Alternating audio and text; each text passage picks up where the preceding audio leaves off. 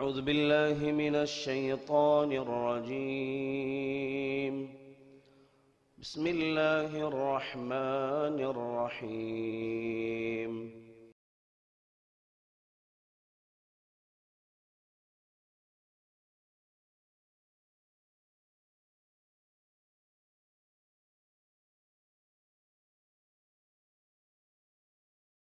السلام عليكم ورحمة الله وبركاته. الحمد لله والصلاة والسلام على رسول الله وعلى آله وصحبه أجمعين، أما بعد، فأعوذ بالله من الشيطان الرجيم. بسم الله الرحمن الرحيم. يا أيها الذين آمنوا اتقوا الله حق تقاته ولا تموتن إلا وأنتم مسلمون. رب اشرح لي صدري ويسر لي أمري واحلل عقدة من لساني يفقهوا قولي.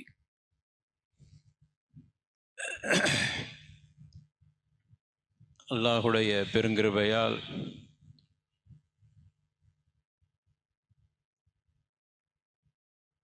இமாம் இப்ன் அல் ஹஜர் அல் அஸ்கலானி ரஹிமஹுல்லா அவர்களுடைய கிரந்தமாகிய புலூகுல் மராம் என்கிற கிரந்தத்திலிருந்து ஹதீஸுகளை ஃபிக்ஹின் அடிப்படையில் சில சட்டங்களை நாம் பார்த்து வருகிறோம். அந்த வகையில் தஹாரா என்கிற அத்தியாயத்தில், தூய்மை என்கிற அத்தியாயத்தில் இன்று பாபுல் வது என்கிற பாடத்துக்குள் போக இருக்கிறோம். கடந்த வாரத்தில் இசாலத்தின் நஜாசாத் என்கிற பாடத்தை பார்த்தோம். அசுத்தங்களிலிருந்து அசுத்தங்களை நீக்கி அதிலிருந்து தூய்மையாகிற முறைகளை பற்றி பார்த்தோம். இன்னைக்கு உள்ள பாடம் ஒது என்கிற பாடத்துக்குள்ள போக முன்னாடி கலா ஹாஜா என்று சொல்கிற ஒரு உட்பிரிவு பாடம் இருக்கிறது. இந்த கலா ஹாஜா என்று சொன்னால் சுய தேவை.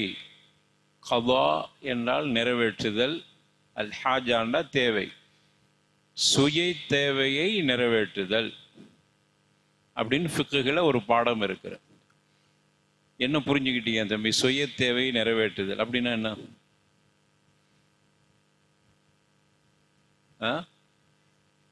அமல் செய்கிறது.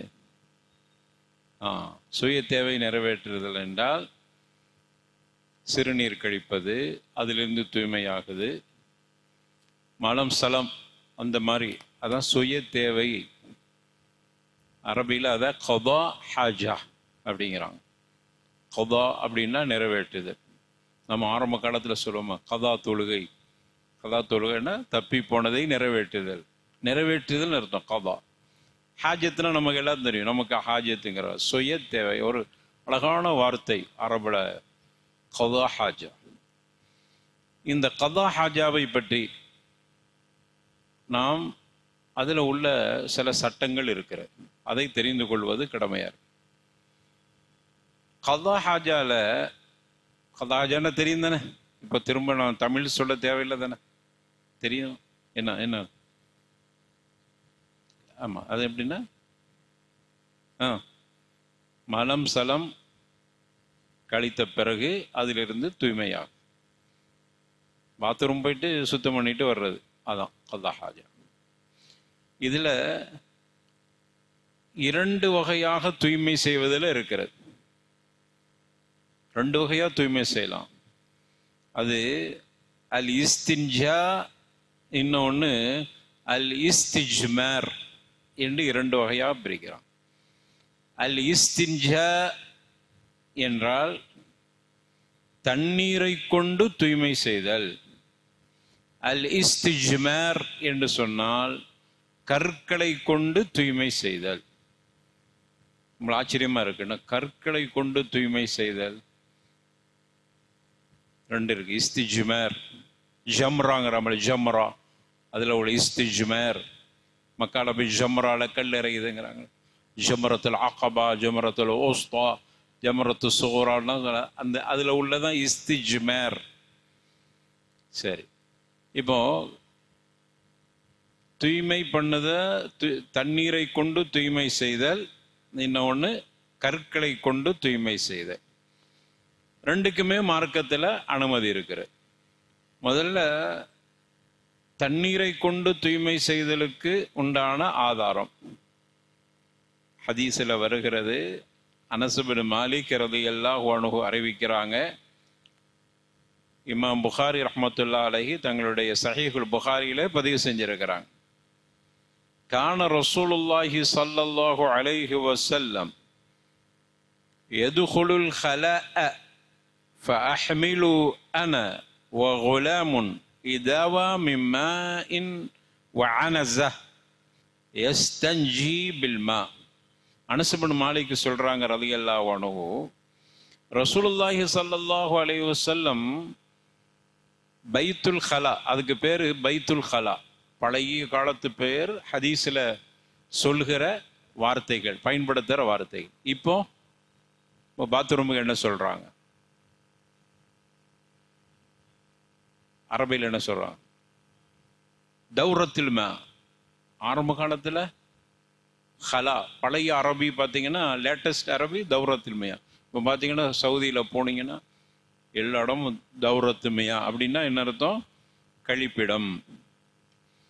பழைய அரபி பைத்து அல் ஹலா, ஒதுங்கும் ஒரு இடம். பைத்துன்னா வீடு, பைத்துல் ஹலா.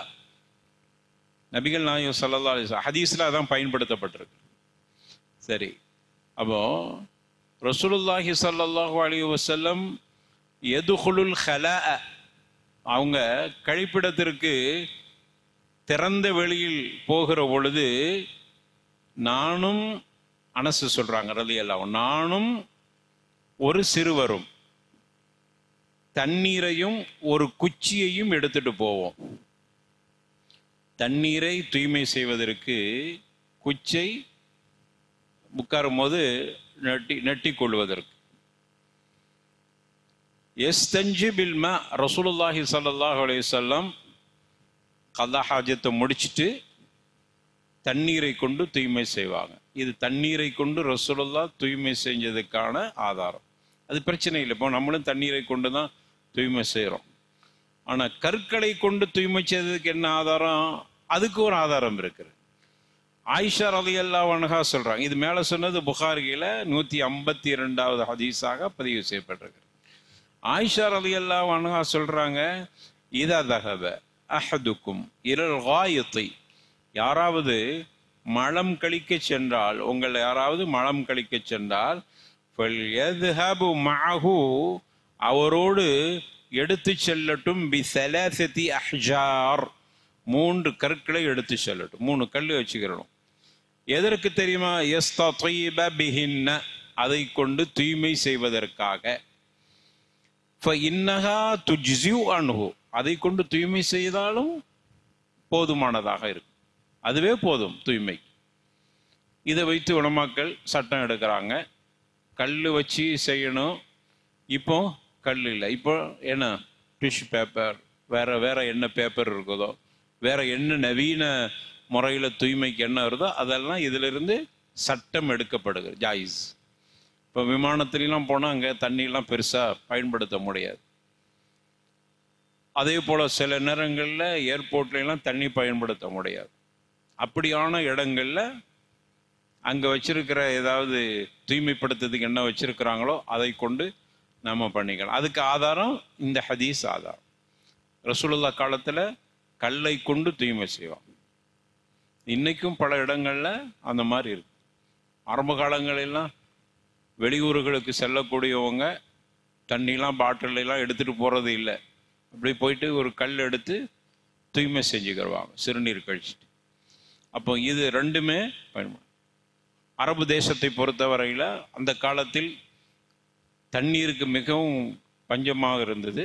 அதனால் அதை அவர்கள் பயன்படுத்தி கொள்வாங்க. ஆயிஷா நாயகி சொல்கிறாங்க, சரி இந்த ஹதீஸை அறிவிக்கிறாங்க. அப்போ ரெண்டுக்கு நமக்கு இஸ்தின்ஜாவுக்கும் ஆதாரம் கிடைச்சிருச்சு. தண்ணீரை கொண்டு தூய்மை செய்வதற்கும் ஆதாரம் இருக்கிறது. இஸ்திஜ்மார் கல்லை கொண்டு அல்லது இன்னைக்கு உள்ள காலத்தில் கல் மாதிரியான தூய்மை செய்கிறதுக்கு பயன்படுத்தப்படுகிற எதுவாக இருந்தாலும் அவைகளும் இதுக்குள் அடக்கம். முஸ்லிமில் இந்த செய்தி வருகிறது. ஆனால் இரண்டை கொண்டுமே செய்யலாம். தண்ணீரை கொண்டு ரசூலுல்லாஹ் அப்படி செஞ்சிருக்காங்க. தண்ணீரை கொண்டு தூய்மை செஞ்சுட்டு கல்லை கொண்டு தூய்மை செய்து, முதல்ல தண்ணீரை கொண்டு தூய்மை செஞ்சுட்டு அப்புறம் கல்லை கொண்டு தூய்மை அந்த தொங்கு நீரெல்லாம் வச்சு அந்த அது தொங்கு நீர்களை எடுப்பதற்காக பயன்படுத்தி கொள்ளுது. முன்னாடிலாம் நம்ம சிறுவர்களாக இருக்கும் பொழுதெல்லாம் பள்ளிவாசல்லையே அந்த செங்கல் போடுறதுக்குன்னு ஒதுச்சி, அதாவது சிறுநீர் கழிக்கிற இடத்துல ஒரு சின்ன தொட்டி இருக்கும். என்னுடைய வயசுக்கு ஒத்தவங்களுக்கு தெரியும். இப்போ எடுத்துட்டாங்க. இங்கே இருந்த மாதிரி எனக்கு தெரியல. மற்ற பள்ளிகள், பழைய பள்ளிகள் எல்லாம் ஒரு சின்ன தொட்டி இருக்கும். இங்கே இருந்துச்சா பாத்ரூமில்? பழைய இந்த மாதிரி தெரியல. மற்ற இடங்களெல்லாம் இருக்கும். மற்ற எல்லா பள்ளியும், நான் பேர் சொல்லத்துக்கு அல்ல, மற்ற எல்லா பள்ளி வாசல் பழமையான பள்ளிகளில் தண்ணீர் தொட்டிக்கு பக்கத்தில் ஒரு சின்ன தொட்டி நம்ம அந்த பகுதியிலாம் இருக்கும். காக்கா அது தெரியுதா? அதில் செங்கல் கல்லெல்லாம் போட்டு வச்சுப்பாங்க. கழுகிட்டு அதை எடுத்து தூய்மை செஞ்சுக்கிறோம். இது ஹதீஸில் வருது. ஃபிக்குகளையும் சொல்லப்பட்டிருக்கிறது. அறிஞர்கள் சொல்றாங்க, இந்த ஹதீஸுகளையெல்லாம் வைத்து ஒல் ஜம்உ பைனஹுமா அஃதல், தண்ணீரை கொண்டும் கற்களை கொண்டும் தூய்மை செய்வது சிறந்தது. ரெண்டையுமே பண்ணிட்டா ஹதீஸை ரெண்டையுமே அமல் செஞ்ச மாதிரி ஆயிரும். அதனால சிறந்தது.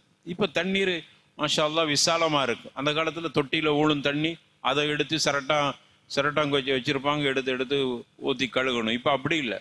இப்படி சொல்றன்னு திறந்த தண்ணி பாயுது. இப்போ அது அந்த பிரச்சனை சிக்கல் இல்லை. ஆனால் மார்க்கத்தில் இப்படி ஒன்று இருக்குதுங்கிறத தெரிஞ்சுக்கிறோம்.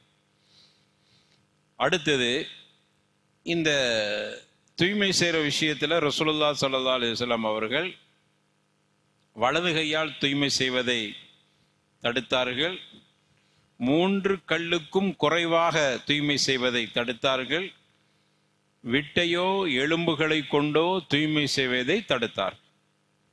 அடுத்த மஸ்அலா, சிறுநீர் கழிக்கவோ அல்லது மலம் சலம் கழிக்க நாடக்கூடியவர்கள் கிப்லாவை முன்னோக்கியோ பின்னோக்கியோ இருக்கக்கூடாது. இப்படி உட்காரக்கூடாது. இப்படி கிழக்கு மேற்கும் பார்த்த மாதிரி அல்லது மேற்கும் கிழக்கும் பார்த்த மாதிரி சிறுநீர் கழிக்கிறதுக்கோ மலம் கழிக்கிறதுக்கோ இருக்கக்கூடாது. அதை ரசூலுல்லாஹி ஸல்லல்லாஹு அலைஹி வஸல்லம் தடுத்திருக்கிறாங்க.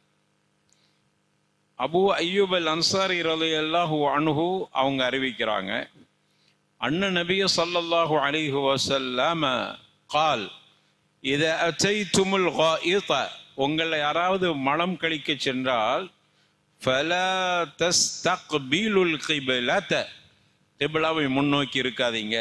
ولا تستدبروها, அதை பின்னோக்கியும் இருக்காதீங்க. மேற்க பார்த்து இருக்காதீங்க, கிழக்க பார்த்து இருக்காதீங்க.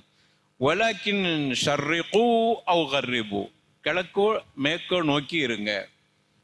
அதுனா அங்க மதீனாவை கவனித்து கிழக்கோ மேற்கோ நோக்கி இருங்க.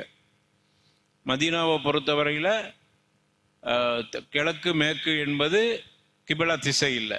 நம்ம பகுதியில் மேற்கு கிபிலா திசை. அதனால ஹதீஸில் அப்படி வருதுன்னா கிழக்கையோ மேற்கையோ பார்த்து இருங்கன்னா அது கிபிலா திசை இல்லாத திசையை சொல்றாங்க. நம்ம கவனிக்கும் போது நமக்கு மேற்கு. ஆக மொத்தத்தில் கிபிலாவை முன்னோக்கி அல்லது பின்னோக்கியே இருக்கக்கூடாது. அபூ அய்யூப் அல் அன்சாரி ரலியல்லாஹு அன்ஹு சொல்றாங்க, ஃபகதிம்னா ஷாம், நாங்க ஷாம் தேசத்துக்கு ஒரு நாள் போயிருந்தோம், சிரியா. ஃபவஜத்னா மராஹித, அங்கே உள்ள கழிப்பிடங்கள்லாம் எப்படி இருந்துச்சுன்னா, அது புனியத்து கிபிலல் கிபிலா, கிபிலாவை முன்னோக்கி தான் அங்கே உள்ள கழிப்பிடங்கள் அந்த காலத்தில் உண்டான அமைப்பில் கிபிலாவை முன்னோக்கி அமைக்கப்பட்டது. நாங்கள் போகும்போது ரொம்ப சங்கடமாக, இப்போ நன்ஹரிஃபு கொஞ்சம் அப்படியே அதை ஒரு கிராஸாக உட்காந்துக்கிறோம், கொஞ்சம் ஒரு பார்த்து ஓரசாரம் பார்த்து உட்காந்துக்கிறோம். நஸ்தக்ஃபிருல்லா தாலா, அதுக்கப்புறம் அல்லாட்ட தௌபா செஞ்சுக்கிறோம். புகாரியில் 394 ஹதீஸாக புகாரியில் பதிவு செய்யப்பட்டிருக்கிறது. அப்போ அங்கே கிபிலா திசையை நோக்கியே அமைக்கப்பட்டிருந்தது. அந்த நாட்டில் இஸ்லாம் அங்கிட்டலாம் பரவாத காலத்தில் அவங்களுக்கு தெரிஞ்ச அடிப்படையில் அப்படி அமைச்சிருந்தாங்க. நாங்கள் அங்கே போகும்போது ரொம்ப சங்கடமாகவே பயன்படுத்தி கொள்வோம். ஆனால் இதில் ஒரு சின்ன விதிவிலக்கு இருக்குது. திறந்த வெளியில தான் கிபிலாவை முன்னோக்கக்கூடாது. கெட்டிடமாக இருந்தால், இப்போ நம்ம பகுதிகளெல்லாம் கழிப்பிடம் வைக்கும் போது என்ன செய்வாங்கன்னா, எல்லாம் உங்கள் வீட்டிலாம் பாருங்கள் எங்கே இருக்கும், பாத்ரூம் எப்படி வச்சுருப்பாங்க, இப்படிதான் தென் வடல், தெற்க வடக்க அல்லது வடக்க தெற்க, இப்படி வைக்க மாட்டான். ஆனால் கெட்டிடமாக இருந்தால் வைக்கலாம், பிரச்சனை இல்லை. அதுக்கு என்ன ஆதாரம்? கெட்டிடமாக இருந்தால் வைத்துக் கொள்ளலாம் என்பதற்கு என்ன ஆதாரம்? அப்துல்லாஹ் இப்னு உமர் ரலியல்லாஹு அன்ஹு சொல்றாங்க, நான் ஒரு முறை ஹப்சாவுடைய வீட்டின் முகட்டுக்கு மேலே ஏறுற ஒரு தேவை இருந்துச்சு. மேலே ஏறிட்டேன், முகட்டுக்கு மேலே ஏதோ ஒரு தேவைக்கு ஏறினேன். அப்போ ஃபரைத்து ரசூலுல்லாஹி ஸல்லல்லாஹு அலைஹி வஸல்லம் யக்தி ஹாஜதஹு, ரசூலுல்லாஹ் தங்களுடைய சுய தேவையை நிறைவேற்றுவதற்காக வேண்டி அவங்க இருந்தது. மேலே ஏறினால அவங்க ஒரு இடத்துல சுய தேவைக்காக வேண்டி இருக்கிறாங்க. அதை நான் பார்த்துட்டேன். முஸ்ததிபிரல் கிபிலா ஒ முஸ்தக்பில ஷாம், அவங்க கிபிலாவை பின்னோக்கி ஷாம் தேசத்தை முன்னோக்கி இருந்தார்கள். அப்படின்னா என்ன? கிபிலாவை பின்னோக்கி உட்கார்ந்து இருந்தாங்க. ஆனால் நமக்கு எல்லாம் என்ன கட்டளை இட்டிருக்கிறாங்க? கிபிலாவை முன்னோக்கியே பின்னோக்கியே இருக்காதீங்கன்னு சொன்னாங்க. ஆனால் அப்படி இருந்தாங்க. அப்புறம் என்னான்னு கேட்கும் போது தான் சொன்னாங்க, அது ஒரு கட்டிடத்துக்குள் இருந்தன, அது ஒரு மறையோடு இருந்தன. திறந்த வெளிக்கு போனாதான் கிபிலாவை முன்னோக்கக்கூடாது. ஒரு ஒரு அமைப்புல ஒரு கட்டிடமாக இருந்தால் அப்படி இருக்கலாம். அதனால தான் நான் முகட்டுக்கு மேலே ஏறும்போது ரசூலுல்லாஹி ஸல்லல்லாஹு அலைஹி வஸல்லம் ஒரு அடைப்பாக இருக்கிற ஒரு பகுதியில் இருந்தாங்க, மறைவு இருக்கிறது. அவர்கள் கிபிலாவை பின்னோக்கியவர்களாக இருந்தார். அப்போ கேட்கும் போது தான் கட்டிடமாக இருந்தால் பரவாயில்லை. இன்னும் தெளிவாக ஒரு செய்தியை பார்க்குறோம். மர்வான் அல் அஸ்ஃபர் என்று சொல்லக்கூடிய நபித்தோழர் சொல்றாங்க, நான் உமரை பார்த்தேன், இப்னு உமர், அப்துல்லாஹ் இப்னு உமர், அவங்கள பார்த்தேன். அவங்க தங்களுடைய வாகனத்தை, ஒட்டகத்தை கிபிலா திசையில் படுக்க வச்சுட்டாங்க. கிபிலா திசையில் படுக்க வச்சுட்டாங்க. படுக்க வச்சுட்டு அவங்க சுய தேவையை நிறைவேற்றிட்டு இருக்கிறாங்க. கிபிலாவை முன்னோக்கியே நிறைவேற்றுறாங்க. நான் உடனே அங்கிருந்து வந்தவங்க கேட்டேன், அலைச கது நுகிய அன்ஹாதா, இதை ரசூலுல்லாஹ் தடுக்க இல்லையா, கிபிலாவை முன்னோக்கி இருக்கிறீங்களேன்னு கேட்டேன். கால பலா, தடுத்திருக்கிறாங்க. இன்னமா நுகிய அந்தாலிக்க ஃபில் ஃபதா, ரசூலுல்லாஹ் தடுத்தது திறந்த வெளியில தான்.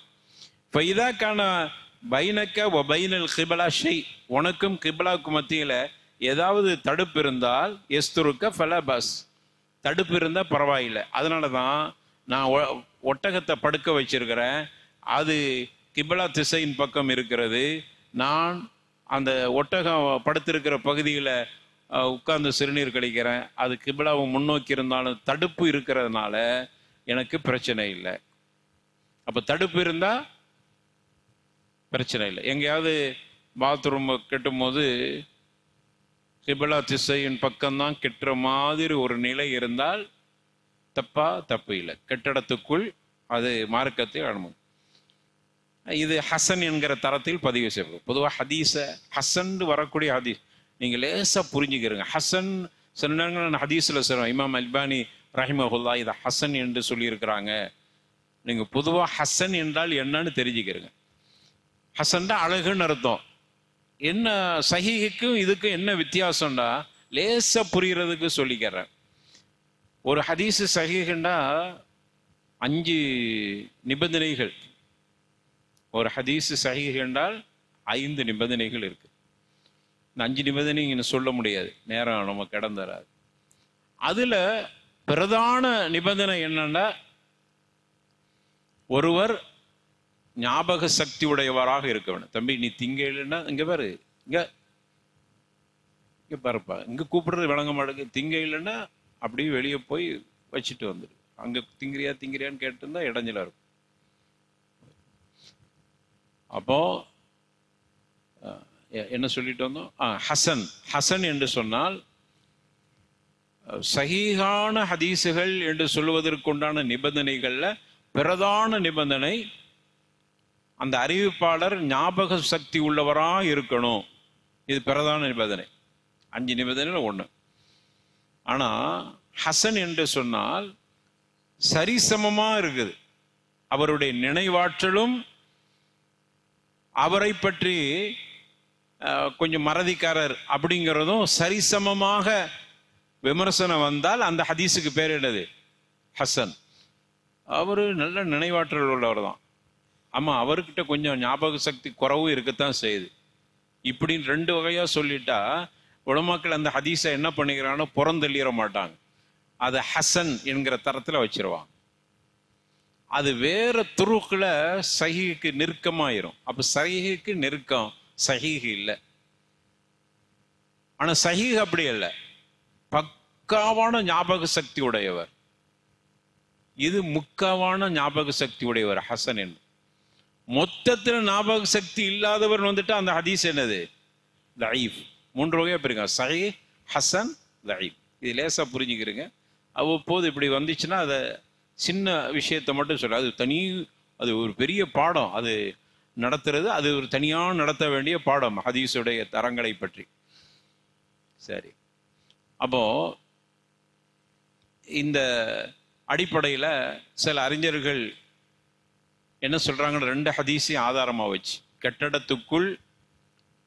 கெட்டடத்துக்குள் கிபிலாவை முன்னோக்கலாம் பின்னோக்கலாம் பிரச்சனை இல்லை என்கிற இந்த செய்தியை வைத்துக்கொண்டு, அதே போன்று கிபிலாவை முன்னோக்கக்கூடாது பொதுவான இடத்துல அப்படிங்கிற இந்த 2 ஹதீஸையும் வச்சுட்டு அறிஞர்கள் ஒரு மஸ்அலாவை சொல்றாங்க.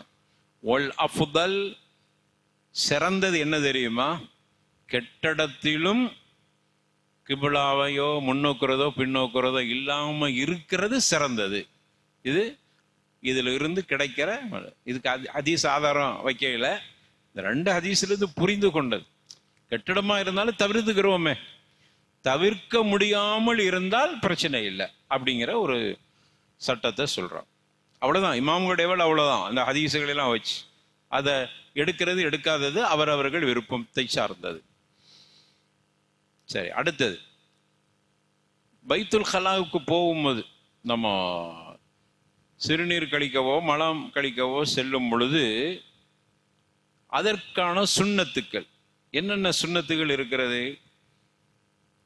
பிஸ்மில்லா சொல்றது, துவா சொல்றது, முடிச்சுட்டு வெளியே வரும்போது துவா சொல்றது, இடது கால முன்னாடி வச்சு உள்ள போறது, வெளியில வரும்போது வலது கால வெளியில் வைத்து வருதல், அங்க போய் பாத்ரூம்ல உட்காருகிற பொழுதுதான் ஆடையை தூக்கணும். சில பேர் பார்த்தீங்கன்னா இங்கிருந்து ஆடையை தூக்கிட்டு போயிடுவோம், இங்க வரைக்கும் வலிச்சுட்டு போய்.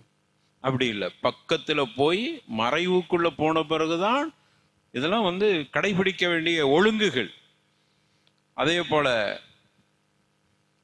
முடிந்த அளவுக்கு திறந்த வெளியாக இருந்தால் நம்ம மக்கள் பார்வைப்படாத இடத்துக்கு போய், முன்னாடிலாம் பாத்ரூம்ல இருக்கிறதுக்கு பார்த்தீங்கன்னா ஒரு சின்னதா இருக்கும். இங்கேருந்து அங்கே எட்டி பார்த்தாலும் தெரியும், அங்கேருந்து இங்கே எட்டி பார்த்தாலும் தெரியும். யூரின் போறதுக்கு அப்படி ஓப்பனா இருக்கும். இப்போ நம்மகிட்ட அப்படி இல்லைன்னு நினைக்கிறேன். ஒரு காலத்துல இருந்துச்சு. அவர் கொஞ்சம் அந்த மாதிரி இடத்துல பின்னாடி ஆள்கள் நிற்பாங்க, அப்படின்னுக்கிட்டு இருப்பாங்க. இவருக்கு சிறுநீர் கழிக்கவும் முடியாது, ஒன்றும் செய்ய முடியாது. இதெல்லாம் ஒழுங்கீனம் பள்ளிவாசல்களே அப்படி கட்டப்படுகிறது. அப்போ நபிகள் நாயகம் ஸல்லல்லாஹு அலைஹி வஸல்லம் அவங்க காலத்திலே அந்த ஒழுங்குகளை சொல்லிட்டு போயிட்டாங்க. அவர் சிறுநீர் கழிக்கிற இடம் எப்படி இருக்கணும், இத்தனைக்கும் அதெல்லாம் திறந்த வெளிக்கு போற நேரத்தில் அப்பவுமே அவ்வளோ ஒழுங்க சொல்லியிருக்கு. நம்ம கட்டிடமா வச்சே சின்னங்கிட்ட ஒரு தடுப்பு, இங்கே ஒரு தடுப்பு, அவ்வளோதான். இன்னும் பல இடங்கள் அப்படிதான் இருக்கு. இங்கே மாற்றம், இங்கேயும் அப்படிதான் இருந்துச்சு, இப்போ மாத்தியாச்சு. அப்போ இந்த விஷயத்தில் கவனிக்க வேண்டிய விஷயம், மக்களுடைய பார்வையை விட்டு தாண்டி இருக்கிற ஒரு அடப்பு, ஒரு இதுக்குள்ள போய் சிறுநீர் கழிக்கிறதாக இருக்கிற பொழுது ஆடைகளை கவனமாக வச்சுக்கிறேன். இதுக்கெல்லாம் சேர்த்து ஆதார ஹதீஸில் பார்க்குறோம். ரசூலுல்லாஹி ஸல்லல்லாஹு அலைஹி வஸல்லம் சொல்கிறாங்க, ஹரஜனா மஅ ரசூலுல்லாஹி ஸல்லல்லாஹு அலைஹி வஸல்லம் ஃபீ சஃபர். ஒரு பிரயாணத்தில் நாங்கள் ரசூலுல்லாவோடு போயிருந்தோம். ஒக்கான ரசூலுல்லாஹி ஸல்லல்லாஹு அலைஹி வஸல்லம் லா யாத்தி பராஸ ஹத்தா யதகய்யப ஃபலா யுரா. போய்கிட்டே இருக்கிறாங்க ரசூலுல்லாஹி ஸல்லல்லாஹு. வாகனத்தை விட்டு இறங்கினாங்க, அவங்க மலம் கழிக்கிறதுக்கு போகிறாங்க. பார்த்தோன்னா நாங்கள் எல்லாம் உட்கார்ந்துட்டு இருக்கோம், போய்கிட்டே இருக்கிறாங்க. எது வரைக்கும்னா ஹத்தா யதகய்யப ஃபலா யுரா. ரசூலுல்லாஹி ஸல்லல்லாஹு அலைஹி வஸல்லம் எங்களை விட்டு மறைஞ்சி எங்க போனாங்கன்னு எங்களால் பார்க்க முடியாத அளவு தூரத்துக்கு போயிட்டாங்க. இதுதான் சட்டம் எடுக்கிறாங்க. எனவே பொது இடங்கள்ல இருந்து மற்ற இந்த மாதிரி வேலைகளை செய்கிற பொழுது மக்களுடைய பார்வையை விட்டு தாண்டி போயிடணும் அப்படிங்கிறான். இப்போ பார்க்குறோம் அந்த ஒழுங்கின இல்லை, அந்த ஒழுங்கு இல்லாதனால தான் பார்க்குற பஸ் ஸ்டாண்டில் அங்கே இங்கிற போக்குவரத்து. இஸ்லாம் சொல்லுகிற ஒழுங்கை எல்லாரும் கடைபிடிச்சாங்கன்னா பஸ் ஸ்டாண்ட்லாம் தூய்மையாக இருக்கும். போகிற பகுதிகள்லாம் ஏதோ நம்ம ஊர் பாதுகாக்கப்பட்டுருச்சு. அங்கிட்டு போயிட்டாலும், இங்கிட்ட இருந்து ஒரு 2-3 கிலோமீட்டர் தாண்டி போயிட்டாலும் அங்கே பார்த்தீங்கன்னா பஸ் ஸ்டாண்டு சுவர், அங்கிட்டு இங்கிட்டு முழுக்கு சந்து பொந்து எல்லா இடமும் அப்படியே ஒரு சந்து இருக்கும், மூத்தர சந்துன்னு இருக்கும்.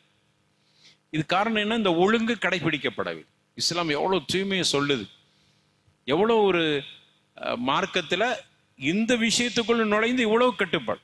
நான் சொல்றேன், கல்லா ஹாஜத்துக்கு மலம் சலம் கழிக்கிறதுக்கு ஒரு தனி சட்டம் எங்கேயாவது இருக்குதா? அப்படி ஒரு எந்த மார்க்கத்திலேயே இருக்குதா? அப்ப ரசூலுல்லாஹி ஸல்லல்லாஹு அலைஹி வஸல்லம் அந்த அளவுக்கு அவ்வளவு தூரத்துக்கு போவாங்க. இப்னு மாஜால அந்த செய்தி பதிவு செய்யப்பட்டிருக்கிறது. அடுத்தது பிஸ்மில்லா சொல்லிட்டு பாத்ரூமுக்குள்ள போகும்போது பிஸ்மில்லா சொல்லிட்டு துவாவை சொல்லுது. அதுக்கு ரசூலுல்லாஹி ஸல்லல்லாஹு அலைஹி வஸல்லம்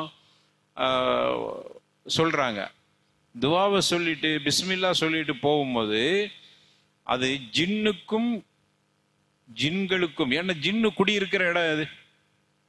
ஜின்னுக்குள்ள வீடு எது? பாத்ரூம், கழிப்பிடம், ஜின்னுக்கு உள்ள வீடு. அப்போ நம்ம பாத்ரூம்ல போய் உட்காரும் போது யாரோட உட்கார வேண்டி இருக்குது? ஜின்னு ஷைத்தான், ரெண்டும் ஒன்று தானே. ஷைத்தான் எந்த இனத்தை சார்ந்தவன்? மினல் ஜின். ஷைத்தான் ஜின்னுல உள்ளவன், வகையில உள்ளவன் தான்.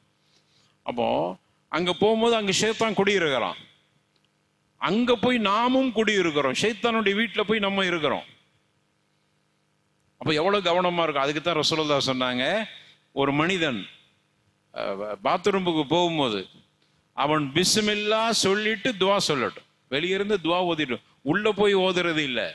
பாத்ரூமுக்குள்ள போய் ஓதக்கூடாது. வெளியே இருக்கும் போத பிஸ்மில்லா அல்லாஹும்ம இன்னி அஊது பிக்க மினல் குபஸி வல் கபாய் இப்படி சொல்லிட்டு போனோமா. இந்த பிஸ்மில்லா சொல்றதுனால என்ன நன்மைண்டா, அது மா பைனல் ஜின்னி வ அவ்ராத்தி பனி ஆதம் ரசூலுல்லாஹ் சொல்றாங்க. ஜின்னுக்கும் ஆதமுடைய மகனின் மறைக்க வேண்டிய பகுதிக்கும் மத்தியில உண்டான ஒரு திரை அந்த பிஸ்மில்லா. நம்ம ஏன்னா பாத்ரூம்ல போனோடனே நம்ம ஆடையை அகற்றிட்டு உட்கார்றோம். அப்ப அது திறந்த நம்முடைய மர்ம பகுதி திறந்து வைக்கப்படுகிறது. இப்ப ஷைத்தானுக்கு நமக்கு மத்தியில ஒரு திரை வேண்டுமா இல்லையா? அதுக்கு என்ன செய்யணும்? நீ போகும்போதே பிஸ்மில்லா சொல்லிட்டு துவாவை ஓதிட்டு போ. பிஸ்மில்லா சொல்லிட்டு துவா ஓது. அப்படின்னு ரசூலுல்லாஹி ஸல்லல்லாஹு அலைஹி வஸல்லம் சொன்ன. இப்னு மாஜால பிஸ்மில்லா தனியா வருது. அதே போல அல்லாஹும்ம இன்னி, நமக்கு எல்லாம் மனப்பாடம் அல்லாஹும்ம இன்னி அஊது பிக்க மினல் குபுஸி வல் கபாயிஸ். இந்த துஆத்தை நம்ம சொல்லிக்கிட்டே இருக்கோம். அதுக்குள்ள என்ன சேர்த்துக்கிறணும்? பிஸ்மில்லா அல்லாஹும்ம இன்னி அஊது பிக்க மினல் குபுஸி வல் கபாயிஸ். பிஸ்மில்லா அப்படின்னு சொல்லிட்டு இந்த துஆவையும் சொல்லிட்டு போனா என்ன நன்மை? ஷைத்தானுக்கும் நமக்கு மத்தியில ஒரு மர்ம பகுதிக்கும் நமக்கு ஷைத்தானுக்கு மத்தியில ஒரு தடுப்பு, அவனுக்கு ஒரு மறைவு. ஆடையை நம்ம கழட்டிட்டாலும் ஷைத்தானுக்கு நமக்கு மத்தியில ஒரு திரை கிடைத்து விடுகிறது இந்த பிஸ்மில்லா சொல்றதுனால. அதனால் கெட்ட சிந்தனைகள் இருந்து பாதுகாக்கப்படுகிறான் அந்த மனிதன். ரசூலுல்லாஹி ஸல்லல்லாஹு அலைஹி வஸல்லம் சொல்றாங்க. அப்ப இது ஒரு ஒழுங்கு. அதே போல வெளியே வருகிற பொழுது குஃப்ரானக்க, அல்லாஹ் கிட்ட மன்னிப்பு தேடுங்க. குஃப்ரானக்க, உன்னிடத்தில் மன்னிப்பு தேடுகிறேன். ஏன் பாத்ரூம்ல இருந்து வெளியே வரும் மன்னிப்பு தேடிட்டு வரோம்?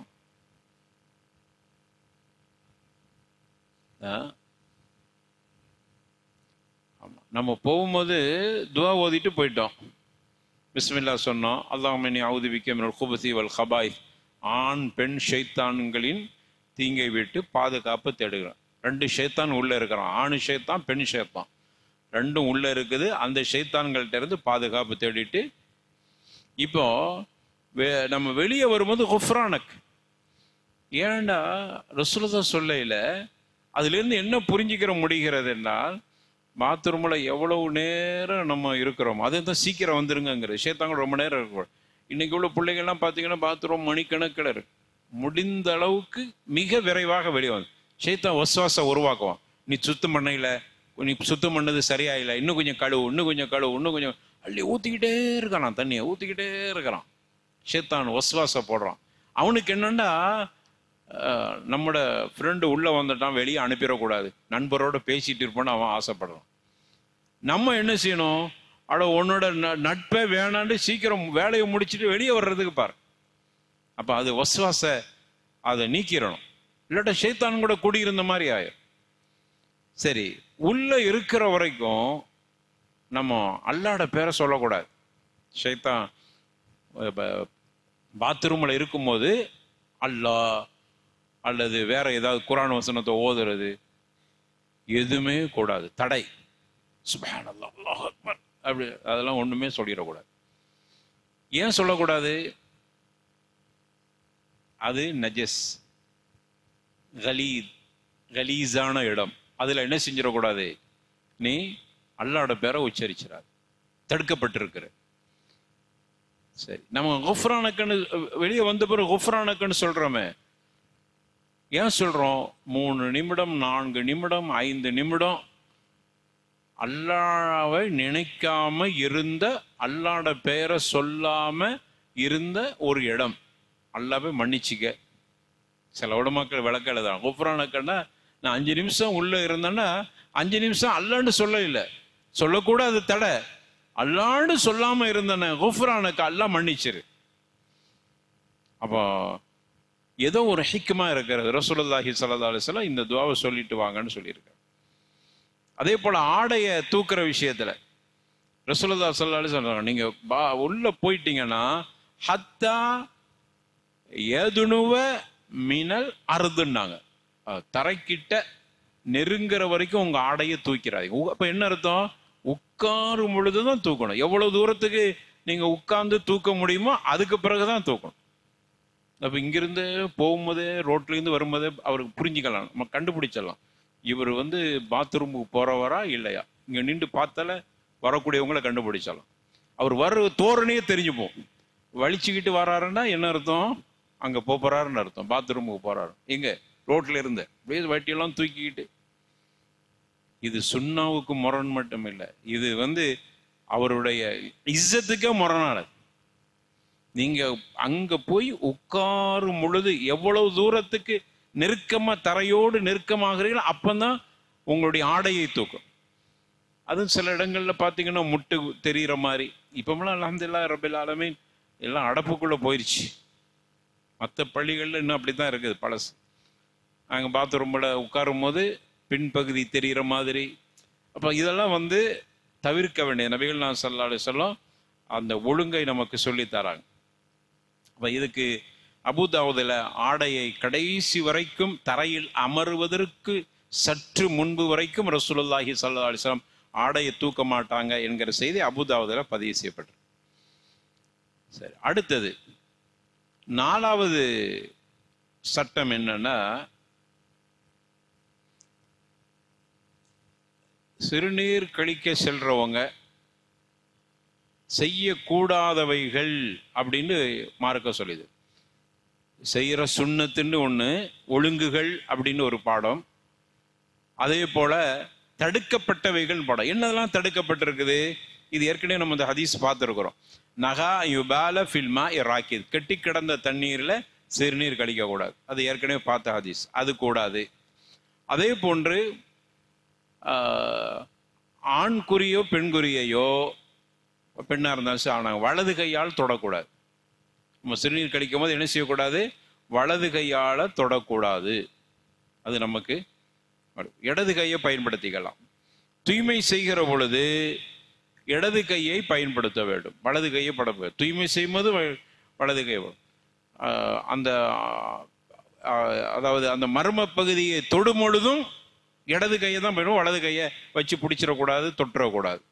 இது தடுக்கப்பட்டிருக்கிறது. இதபால அஹதுக்கும், ரசூலுல்லாஹ் சொல்றாங்க, இதபால அஹதுக்கும் ஃபலா யுஹதன்ன தக்கரஹு பியமீனிஹி, அவருடைய தக்கரை அவர் வலது கையால் அவர் பிடிக்க வேண்டாம். ரசூலுல்லாஹி ஸல்லல்லாஹு அலைஹி வஸல்லம் அவருடைய மர்ம உறுப்பை, ஆண்குறியை வலது கரத்தால் பிடிக்க கூடாது, வலது கரத்தால் தூய்மை செய்யக்கூடாது. புகாரியில 154வது ஹதீஸ். இந்த ஹதீஸை போய் பாருங்க. அதே போல தடுக்கப்பட்டவைகள் அப்படின்னு பார்க்கிற பொழுது 3 விஷயங்கள் தடுக்கப்பட்டிருக்கிறது. 3 வகையான சாபம், 3 கோணத்தில் ஏற்படுகிற சாபம், 3 வகையான சாபம். ஒருத்தர் பராச ஃபில் மவாரிது, பராசனா மலம், மலத்தை தண்ணி ஓடுகிற பகுதியில் போய் மலம் கழிக்கிறார். தண்ணி இல்லை, தண்ணி ஓடுற பகுதியில் மலம் கழித்தால் அவர் சாபத்துக்குரியவர். இந்த சாபத்தை பயந்து கொள்ளுங்கள் அப்படிங்கிறாங்க. இது ஒன்று. அடுத்தது வகாரியாத்து தரீக், மக்கள் நடக்கிற பாதையில போய் மலம் கழிக்கிறது, மலமோ சிறுநீரோ கழிக்கிறது. இதை ரசூலுல்லாஹ் தடுத்தது மட்டுமல்ல, சாபம். இப்படி பண்ணவங்களுக்கு இந்த மாதிரி இதன் மூலமாக ஏற்படுகிற சாபத்திலிருந்து பயந்து கொள்ளுங்கள் ரசூலுல்லாஹ் ஸல்லல்லாஹு அலைஹி வஸல்லம் தடுக்கிறாங்க. பார்க்குறோம் பாத்ரூம்லாம் அவங்க பாட்டுக்கு அப்படியே சிறுநீர் கழிச்சிட்டு அல்லது ஏதாவது பண்ணிட்டு தண்ணி ஊத்தாமையே வந்துடுறான். இதை ரசூலுல்லாஹ் தடுக்கிறாங்க. தண்ணி ஊத்தாம வர்றதும் இதே மாதிரி வகையில உள்ளதுதான். அடுத்தவங்க இடையூறு, அடுத்த ஆள் வருவாங்கல்ல, நம்ம வீட்டில் அப்படி தண்ணி ஊத்தாம வந்துருவோமா?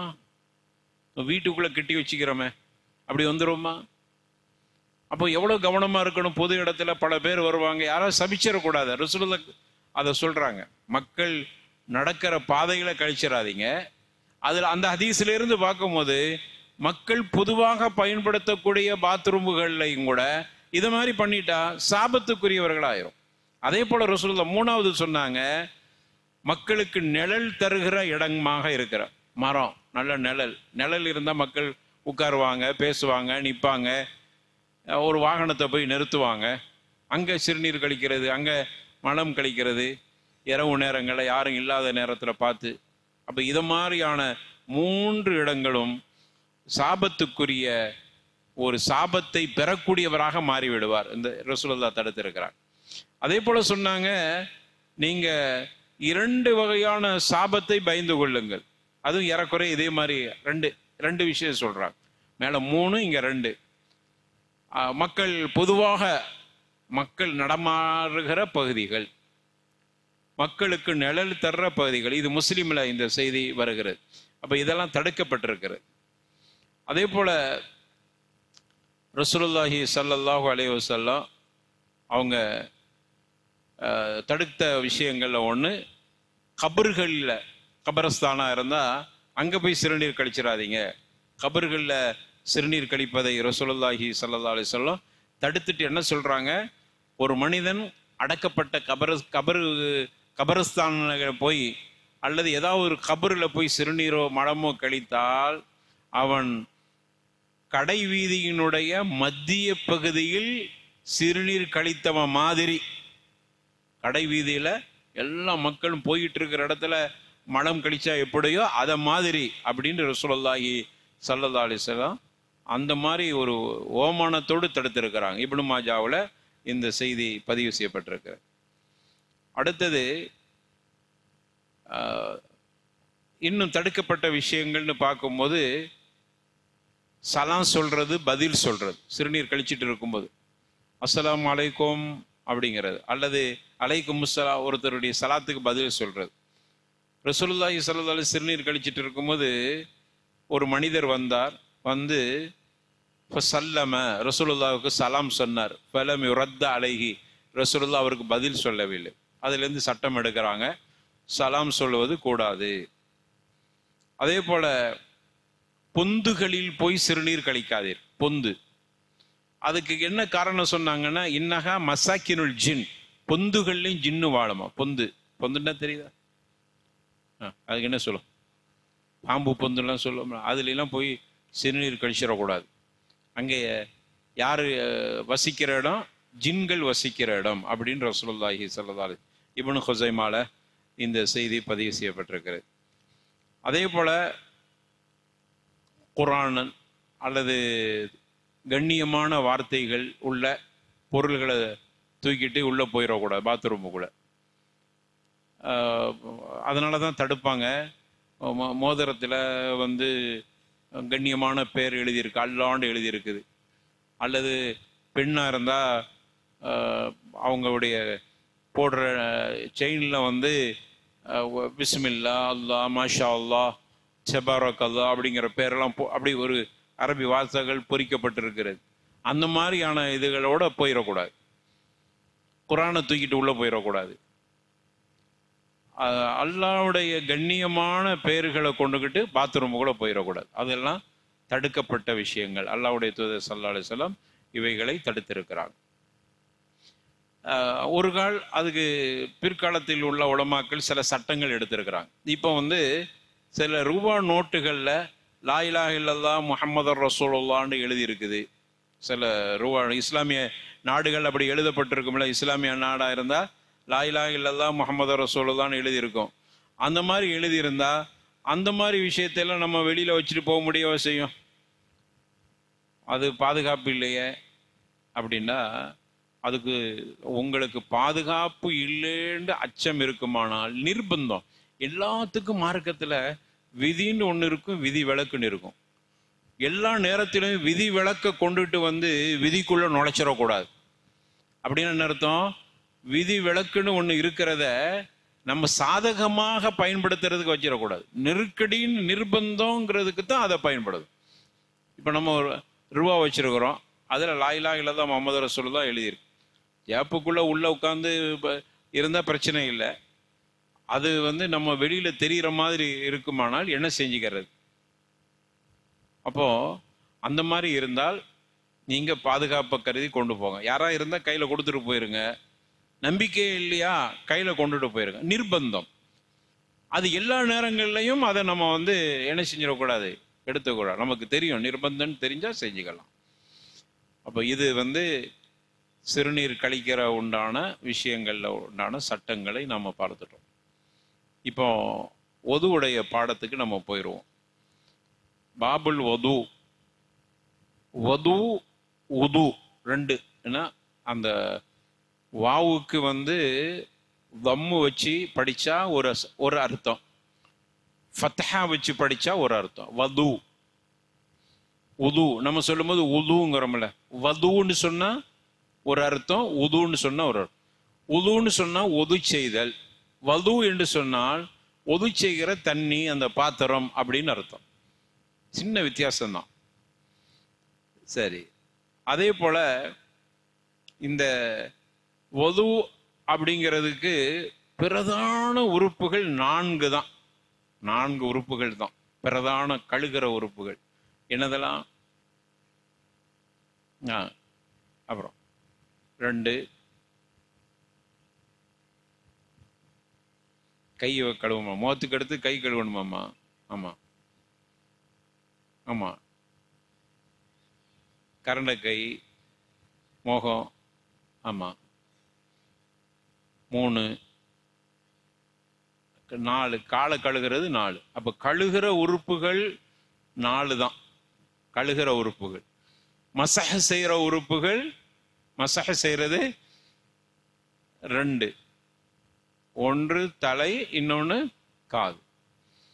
அப்ப இந்த ஒது என்கிறது பிரதான கழுகிற உறுப்புகள் 4. இந்த 4ஐயும் தூய்மை செய்யறதுக்கு ஒது அப்படின்னு சொல்ற பழக்கம் இருந்தது. ஒதுங்கிற அது இந்த உம்மத்துக்கு மட்டும் சிறப்பாக கொடுக்கப்பட்டது. அதுக்கு முன்னாடி முகத்தை கழுவுறது, கையை கழுகுறது, பொதுவாக கழுகுறது இருந்திருக்கு.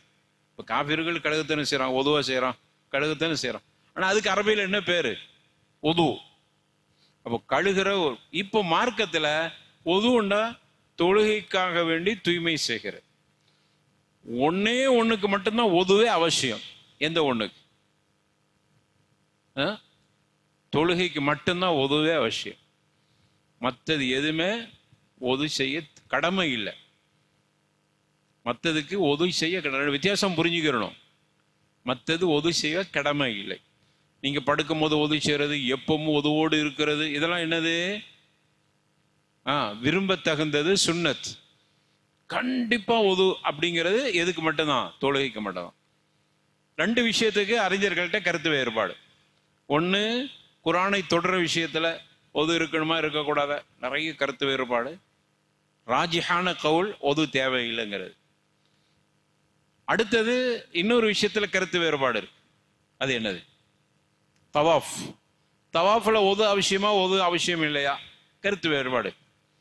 அப்போ கருத்து வேறுபாடு இல்லாம ஒது கண்டிப்பா இத்திஃபாக்கன் எல்லாரும் சொல்றது ஒது செய்யறது தொழுகைக்கு மட்டும்தான்.